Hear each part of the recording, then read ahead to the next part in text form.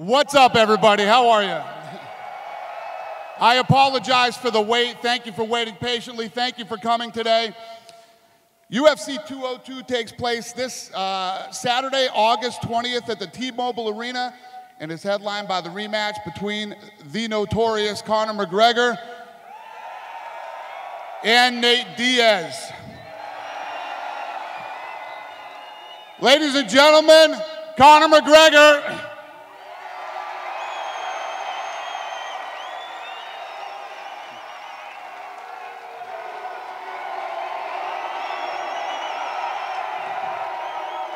And Nate Diaz.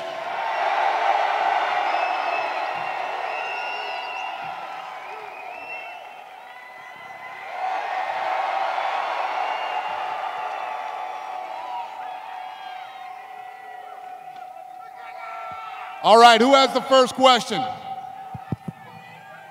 Hey, Conor, to your right, Martin Rogers, USA Today.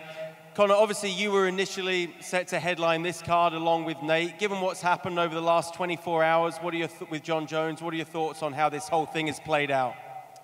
I could sit up here and say, well, but you know, I am a successful human being, and successful human beings do not celebrate in the adversity or misfortune of others. So, you know, I wish Jon well. I wish everyone backstage well. I know they're running around like headless chickens trying to get everything together, but all I missed was a press conference. If I look at the facts, the main event of the fight and the co-main of the event of the fight weren't even at that press conference. So it is what it is. August 20th is my date, UFC 202, the real 200. And I will have my redemption.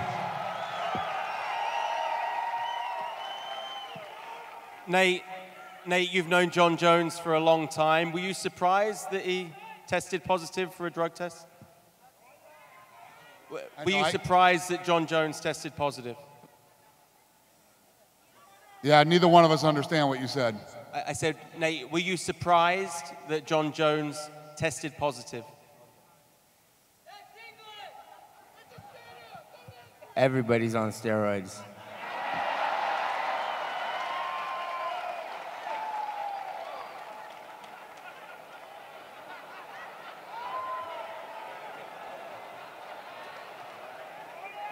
Hello, question for Conor. How do you feel to be back in Vegas and to look at Nate once again straight in the eye? Yeah, it's good to be back here in Vegas to check out the T-Mobile Arena. I'm looking forward to it. I feel the last contest was a great fight. I have my reasons why I feel the fight went the way it went. And now I have an opportunity to prove what I am saying, like I've proved many times before, that what I say is correct. So I look forward to August 20th, where I will come in correct, prepared, sharp, and I will take this man out. One more, Conor. What have you been doing different in your preparation for this rematch? You know, I've simply prepared a little bit more specific. Usually, I don't prepare for a specific opponent, and the reasons are clear to everybody. Everyone I face pulls out. They pull out all the time. Last-minute pullouts have been a staple in my career. So I just carried on training. Even though I was preparing for Dos Anjos in the last contest, I didn't even bring a southpaw into the camp. So this time, I'm preparing for a tall, lanky, ugly Mexican southpaw. And that's it.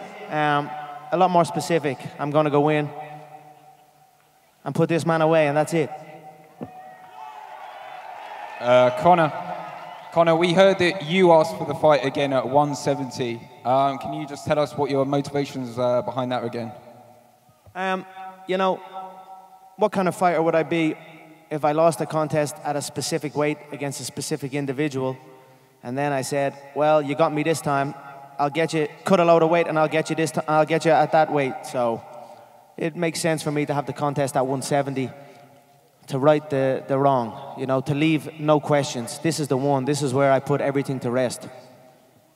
Thanks. And when you got back to Ireland, when you got back to Los Angeles as well, did people react differently to you? Did they, were people as forthcoming in praise as they were beforehand? The fans are great, I get the same treatment as I always have. Win or lose, if you come out and you put it all on the line, the fans will respect that, and that's what the fans do. So, no, it's been no different. It's been intense. Question for Nate. Nate, Conor's changed up his training partners a lot in the last few months. Back in March, this was a big criticism that you had of Conor. What do you make of the people that he's been working with in the last few months? I noticed some of the people he's working with, and he's got some. He's bringing top guys in, and that's what we should be doing. So, yeah, it's good. For Conor, please. We understand why you're standing at 170 pounds now, but you've got that 145-pound belt in front of you. Can you give us an idea, knowing that there's an interim title on the line on Saturday night, what is the future for you at 145 pounds? What is your intention as the champion of that weight class? I giggle.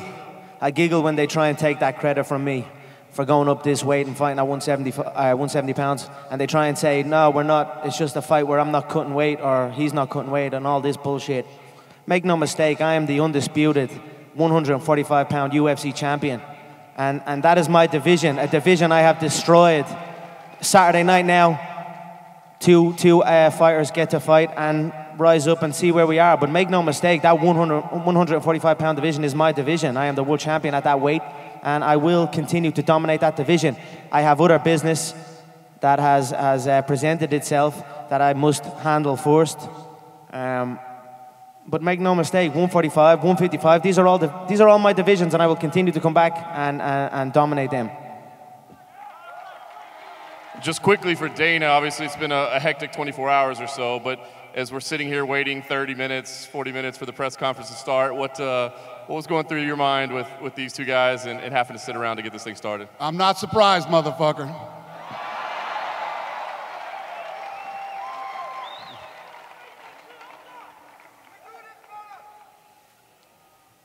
Question for Conor. How are you, Conor? I'm wondering if after...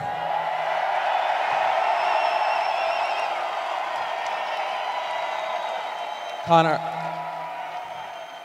after what happened at the press conference in April with Nate showing up, you weren't there, and he said, I'm not going to fight on this card, that he only wanted to fight against you, and then the negotiations afterwards. I know there's a rivalry between you two, but in a weird way, is there almost like this unspoken bond between you two as well?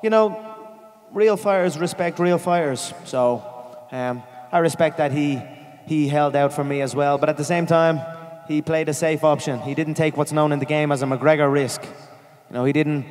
He was offered welterweight belts, he turned them down. He was offered lightweight belts, he turned them down. He played what was in his mind, a safer option. But I respect that he did it. It was a smart move on his behalf. Why not? But not everyone is willing to take the risks that I am willing to take. Nate, I see you laughing over there.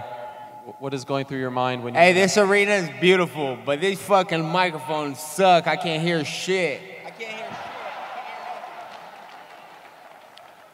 Okay, so back to Conor. What's it like for you to be here in July, just 2 days before 200? Does a part of you feel like, hey, maybe I should throw my name in the hat? Did that thought go through your mind? I'm here and I'm in shape. All they got to do is ask.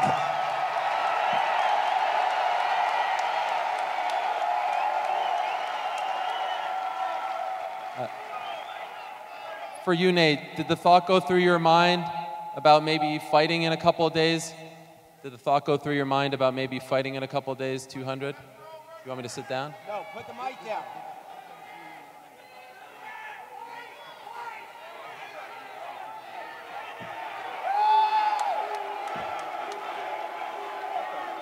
No? Okay. Mics are fucked up. Just got one more. Yell that shit. Drop the mic. Okay. Yeah. The mic still are fucking us up.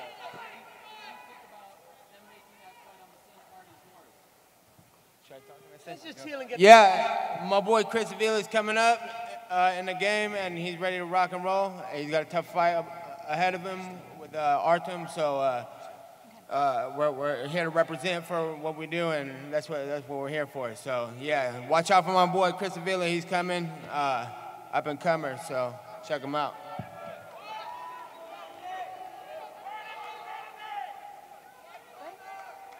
Question for Conor McGregor. Conor, you spoke after the first fight with Nate Diaz about feeling the difference facing a bigger man, the way he was able to take your shots. Is that anything that you're incorporating into your camp for this rematch in terms of preparing for that? All my sparring partners are 6 foot plus. I'm sparring middleweights for this contest, so I'll feel that extra weight. I'll understand that I must piece the shots together well. I feel they may think that I'm going to come in and tip-tap and run, hit and run, similar to... These mics are fucked up as well, to be honest, because it's like ricocheting in my head. But I'm going to go in and do what I always do. I'm going to go out, press forward, have that man backed up, similar to the way I had him backed up in the last fight. And I'm going to tee off on him. This time, I'm going to be a lot more prepared for the size and the weight and for the distance also. One thing I underestimated was his durability and his experience. I will not make that same mistake again. And question for Dana White. Dana, this rematch would be strong enough to carry a pay-per-view card on its own, but the undercard for this pay-per-view looks to be exceptionally strong. Were some of these fights left over, not being able to be made for 200 or fight week, or what's your thoughts on the strength of the undercard? Thank you. We always try to build strong cards. I mean, that's what we do. If the fighters are available, they're not hurt, then yeah, we always try to build strong cards. Hey, no disrespect to the fighters on the stage, but Dana, it's our only opportunity to talk to you. Did you get to talk to Jon Jones today? Did you watch his press conference? Have you found an opponent for Cormier? To me? Yeah, you. No, I haven't talked to Jon Jones today.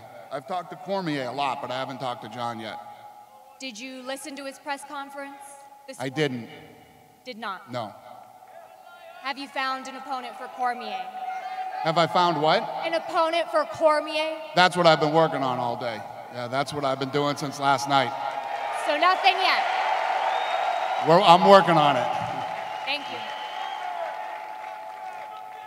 Question for Conor McGregor. Conor, now that you're here in Vegas and you've had some time to think about how everything went down, would you do anything differently? Would you change anything?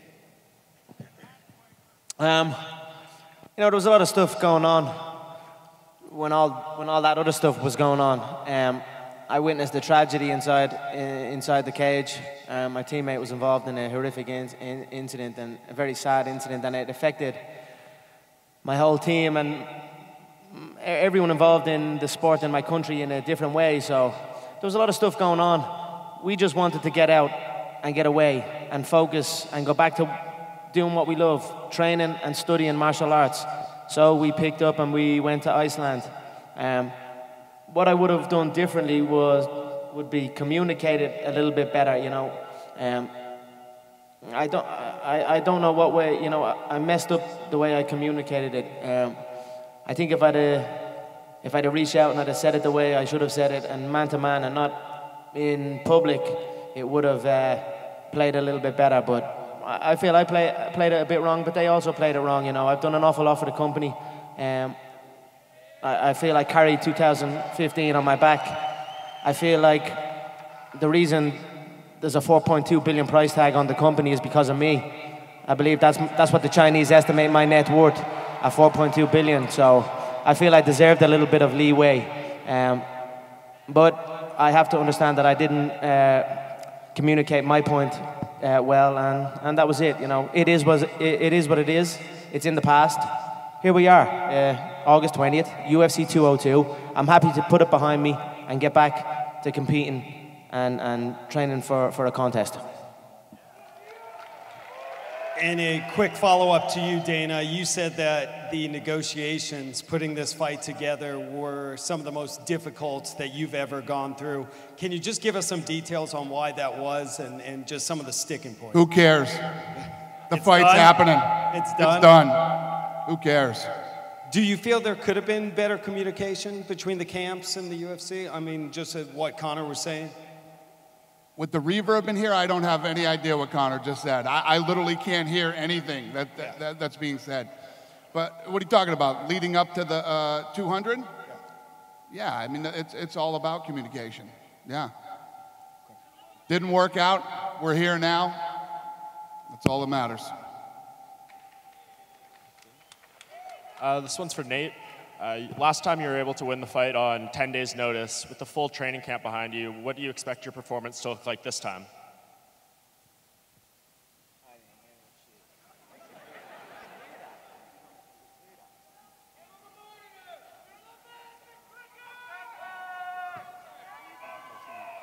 We literally can't hear anything up here. It's weird. You can? Well, I'm deaf. That he won the fight on 10 days' notice. No, I did. I told him. I got that one. Yeah, it should be better if I can prepare for a fight. So. And then for Conor. Conor, if you win this fight, it would be 1-1 with Nate. Do you expect this to be the last time you guys meet, or could you see a third fight sometime down the line? I feel we'll enter into a trilogy fight. Why not? It was a great fight the last time. I really enjoyed it. So yeah, I'll correct that win. I'll reclaim this. Let all those featherweights know who are praying that I don't come back. I swear to God, they say, I don't understand how they could even say I'm not coming back. Like I've missed weight before. I've never missed weight in my life. Not only have I not missed weight, I've actually made championship weight when I didn't even fight for a championship belt. So I'll beat Nate, get that win back, dominate my division again, and then we'll re-talk for the trilogy fight with Nate. So yeah, I believe this will be a trilogy fight.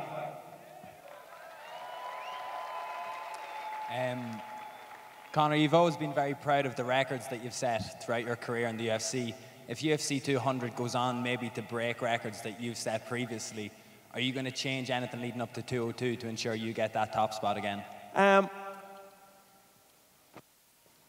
You know, I'm happy with my #1 spot currently. It's the #1 pay-per-view in the company's history. People think UFC 100 done more pay-per-view buys, but it didn't. Know that. So I feel this will do well, even though Jon Jones and Cormier was off. Their last contest done 750,000 buys. It was a 5-rounder. It wasn't the best contest. I didn't feel it was okay. I don't feel that was the attraction. I think bringing Brock back is the attraction to the card. So I think it will do okay numbers, but it still won't take off UFC 196 off the top spot, and it certainly won't take 202 off the top spot. No doubt. No way. Just, very quickly for Nate. Nate, you said that one of the main things Conor had to do was to bring people in, and that your team was already bulletproof. What have you done since then? Is it just you're comfortable you've had these same guys for longer, or have you brought in people as well? Yeah, I got my team. That's a strong team, like always, and I'm gonna bring in some sparring to some other people.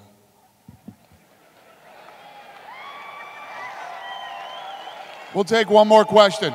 We'll take one more. Marcus Corba with MMA Net.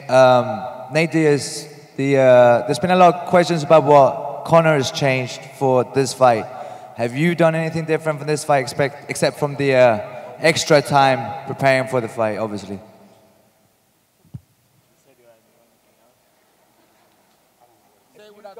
Except from having more time to prepare for the fight, obviously. There's a lot of talk about what Conor's doing differently for this fight. Are you doing anything specific for Conor for this fight? Yeah, I'm training to fight him. And last, following up on that as well, do you expect a different Conor McGregor coming in this time? Yeah, I expect him to be prepared and ready to rock and roll. How? What do you think the difference is going to be? We're going to have to watch UFC 202 on August 20th to find out. Thank you guys so much for coming, and thanks for your patience. Thanks for waiting. Appreciate it.